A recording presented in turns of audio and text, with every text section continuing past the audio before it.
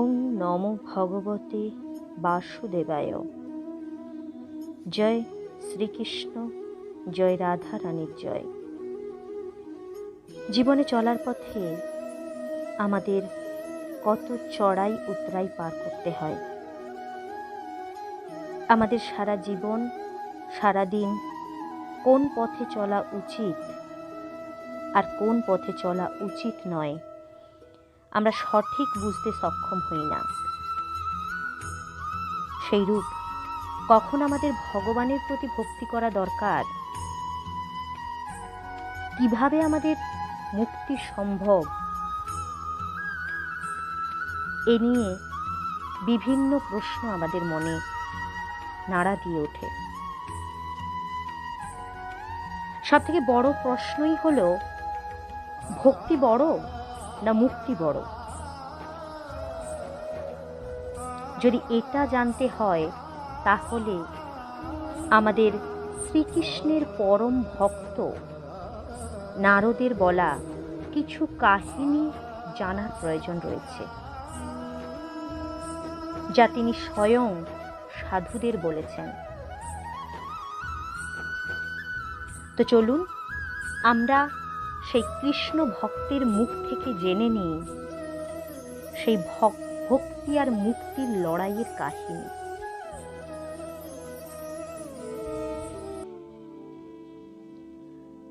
বৃন্দাবনের কোলে মুক্তি কেঁদে গড়াগড়ি যায়।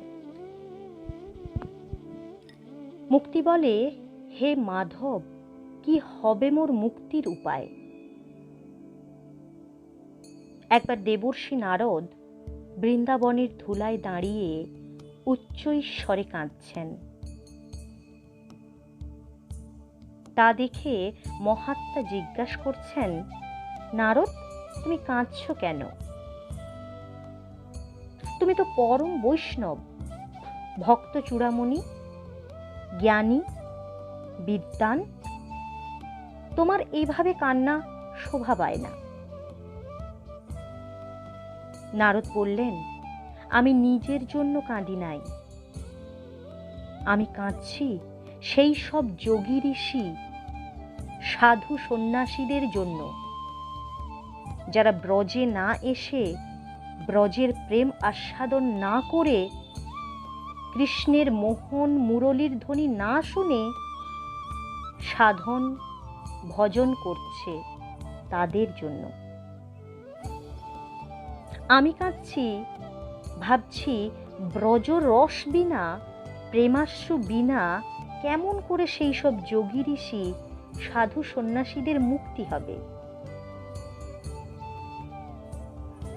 দিনরাত কৃষ্ণ কৃষ্ণ বলে নয়নে চির বর্ষার ধারার মতো অশ্রু ঝরবে, আর সেই অশ্রুর আবরণে জগৎ অদৃশ্য হয়ে শুধু কৃষ্ণ কৃষ্ণ দেখবে। পরিণামে তাদের কৃষ্ণ প্রাপ্তি হবে। ব্রজগোপী অনুগতি বিনে, সাধন ভজন সকলই অসার, গোপীপদে হলে রতি, মেলে কৃষ্ণ উপহার। মহাত্মারা জিজ্ঞাসা করলেন, তুমি যে গোপী অনুগত হয়ে সাধন করতে বলছো, সে সাধন আসলে কি? নারদ বললেন, তবে শোনো এক কাহিনী, যা শুনলে তোমরা সকলেই বুঝতে পারবে গোপী অনুগত হয়ে কৃষ্ণ সাধন কি। এই বলে নারদ শুরু করলেন ব্রজের এক কাহিনী। একবার কয়েকজন মাহাত্মা ব্রজধামে প্রবেশ করে যমুনার তীরে বসে ব্রহ্ম কি আর পরমাত্মাই বা কি, জীবাত্মার সঙ্গে পরমাত্মা বা ব্রহ্মের ঐক্য কোথায়, মোক্ষ কি ইত্যাদি নিয়ে আলোচনা করছিলেন।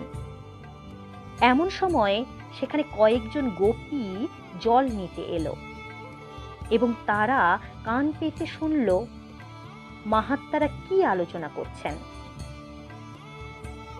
তারপর জল নিয়ে যখন তারা গৃহ অভিমুখে রওনা দিল, তখন পথে এক গোপী অন্য গোপীকে জিজ্ঞাসা করছে, সখী, এই ব্রহ্ম, পরমাত্মা, জীবাত্মা এইসব কি?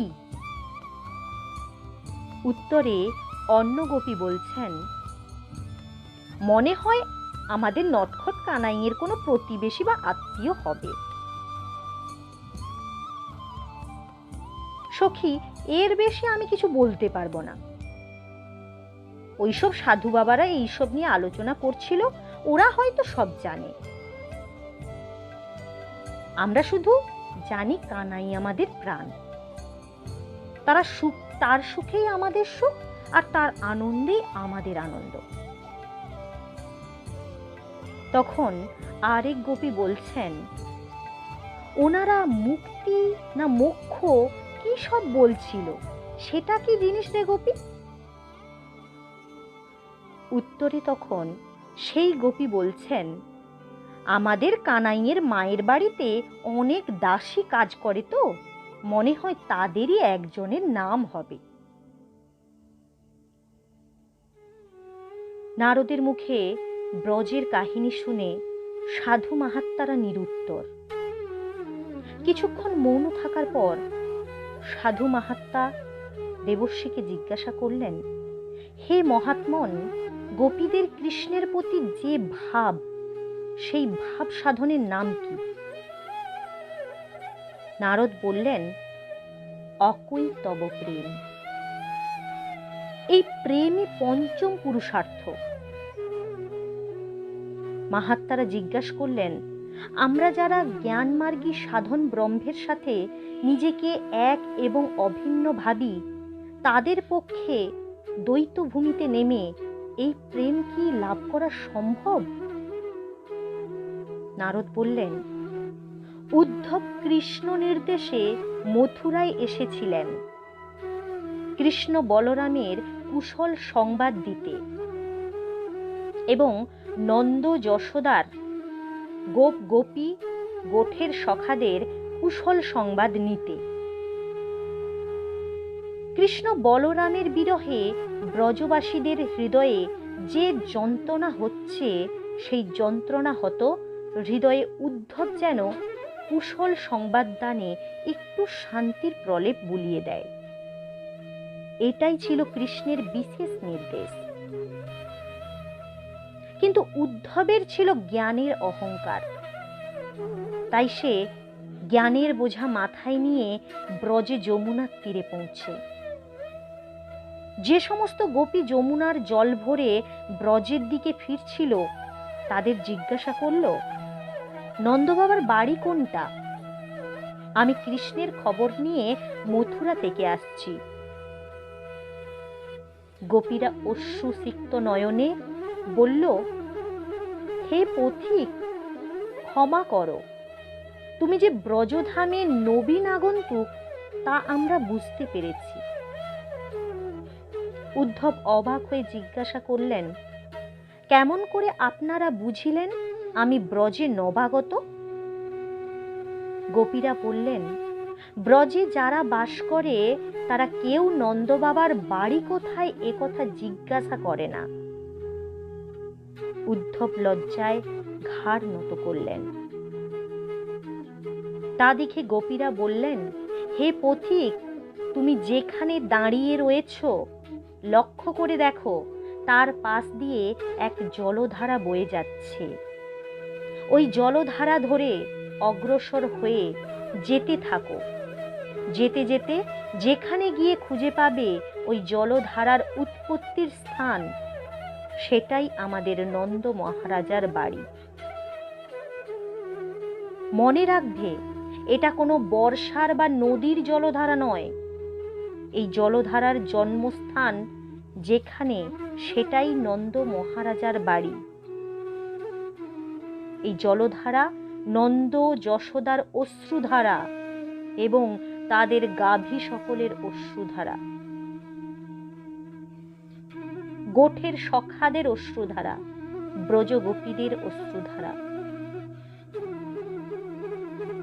উদ্ধব গোপীদের মুখে সমস্ত কথা শুনে স্তব্ধ হয়ে গেলেন।